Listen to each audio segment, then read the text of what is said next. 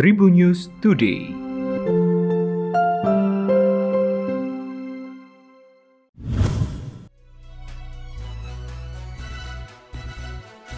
Halo Tribuners, berjumpa kembali bersama Memes. Memes akan berbagi informasi untuk kamu dimulai dari berita nasional.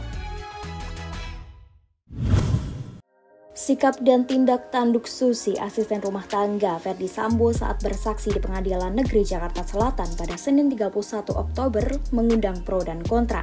Pasalnya dalam sidang tersebut, Susi tampak berbelit-belit saat menjawab pertanyaan yang diajukan oleh majelis hakim. Terkait hal itu, suami Susi bernama Kujaini Tamsil buka suara terkait kesaksian istrinya dalam sidang pembunuhan berencana Brigadir J dengan terdakwa Richard Eliezer alias Baradae. Kujaini mengaku tak mengetahui Susi menjadi saksi. Dia baru mengetahui setelah menonton Susi di televisi. Menurut Kujaini, Susi ketakutan karena dicecar pertanyaan oleh hakim. Setelah mengetahui istrinya menjadi saksi, Kujaini berpesan agar Susi jujur dan tidak perlu takut dengan siapapun. Menurut dia, selama ada penegakan hukum, Susi tak perlu takut. Kujaini berharap Susi bisa segera pulang ke rumah dan bertemu dengan anaknya. Selanjutnya berita regional Tribuners. Komisi Pemberantasan Korupsi atau KPK menggeledah rumah pribadi pejabat Ketua DPRD Sulawesi Selatan Andi Ina Kartikasari di Jalan Pelita Raya, Kecamatan Rapocini, Kota Makassar pada Rabu 2 November. Setelah penggeledahan dilakukan, beredar informasi bahwa Andi Ina Kartikasari akan ditangkap KPK. Namun Ali Fikri membantah informasi tersebut. Ali Fikri hanya menyebutkan bahwa penyidikan itu dilakukan KPK terkait perkara dugaan tindak pidana korupsi suap pemeriksaan laporan keuangan Pemprov Sulawesi Selatan.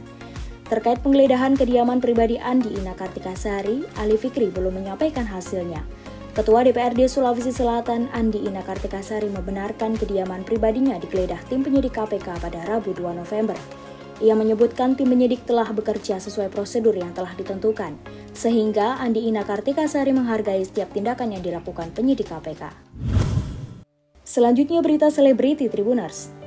Terungkap alasan Jesse Choi pindah ke Jakarta.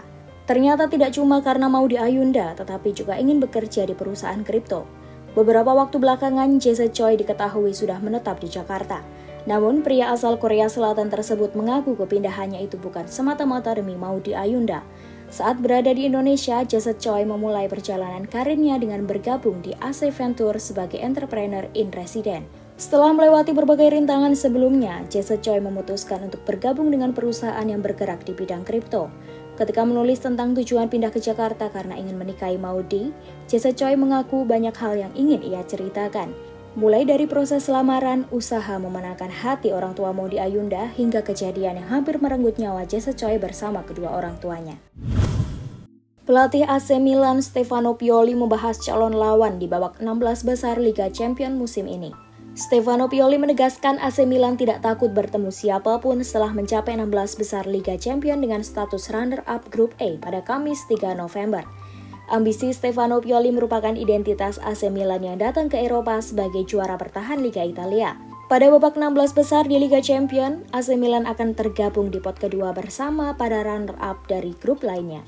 Calon lawan Rossoneri di 16 besar kemungkinannya FC Porto, Bayern Munich, Benfica, Manchester City, Real Madrid, dan Tottenham Hotspur.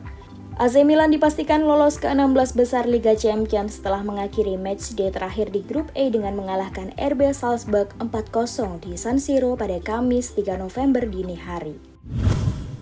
Demikian tadi 4 informasi terkini yang menarik untuk kamu ketahui. Jangan lupa untuk terus mendengarkan Tribun News Today hanya di Tribun News Podcast, Spotify, dan YouTube channel tribunnews.com. Memes pamit, sampai jumpa. Tribun News Today.